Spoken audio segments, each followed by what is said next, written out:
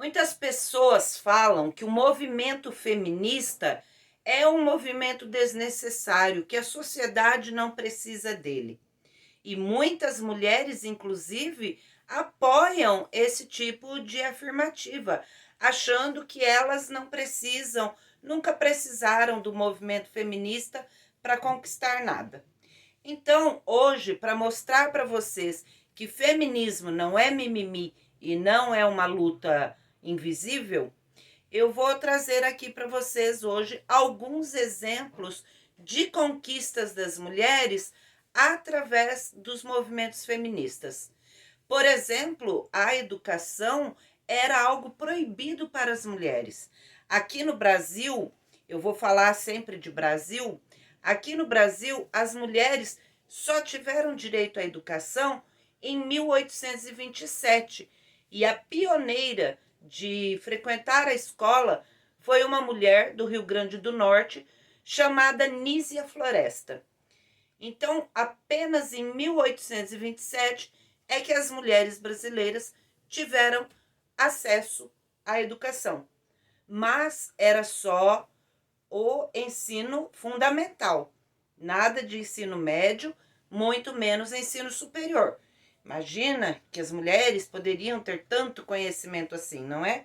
Quanto menos conhecimento, mais fácil de oprimi-las, dominá-las e de exercer sobre as mulheres o domínio patriarcal da sociedade brasileira, né?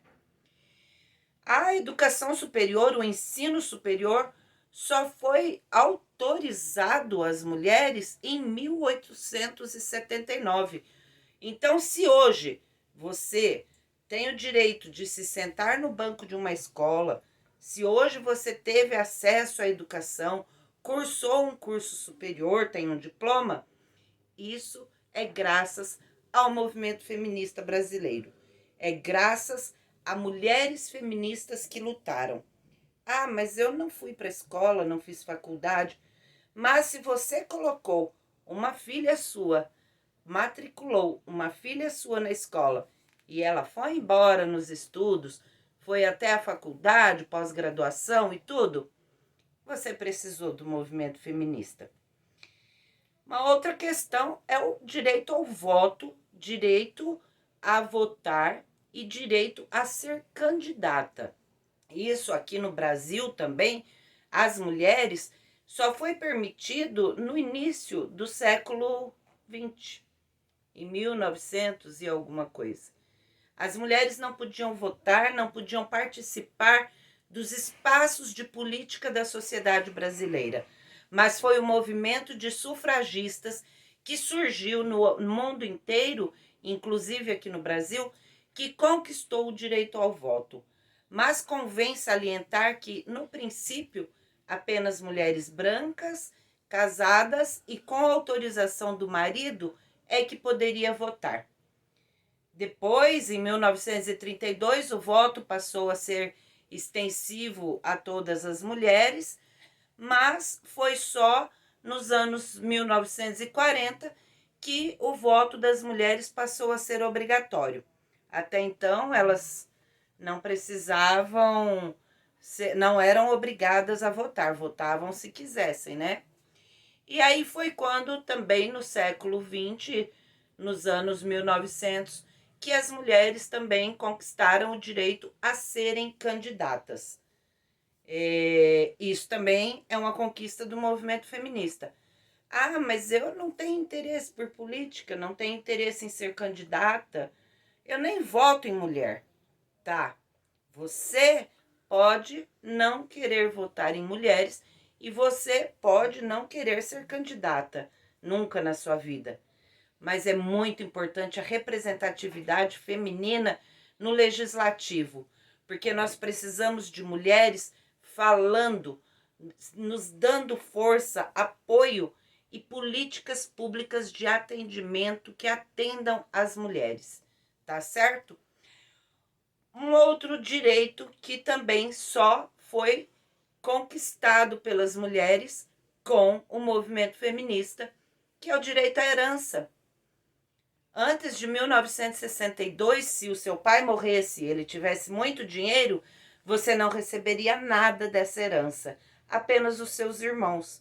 E se você não tivesse irmãos, se você fosse filha única ou se só tivessem mulheres, a herança do seu pai não iria nem para sua mãe, iria para outros homens da família. Então, quando você receber uma herança, lembre-se, muitas mulheres lutaram para que você tivesse esse direito. Um outro direito é a guarda de filhos. Até 1962 também, as mulheres não tinham direito à guarda dos seus filhos. Caso elas ficassem viúvas, elas poderiam ter os filhos tirados delas. Então, também, o direito à guarda dos filhos também é uma conquista do movimento feminista. E temos vários outros exemplos. O direito ao trabalho. Até pouco tempo atrás, as mulheres precisavam de autorização do pai ou do marido, por escrito, assinado, carimbado, com firma reconhecida, para terem direito a trabalhar. Elas não podiam trabalhar sem que um homem lhes desse autorização.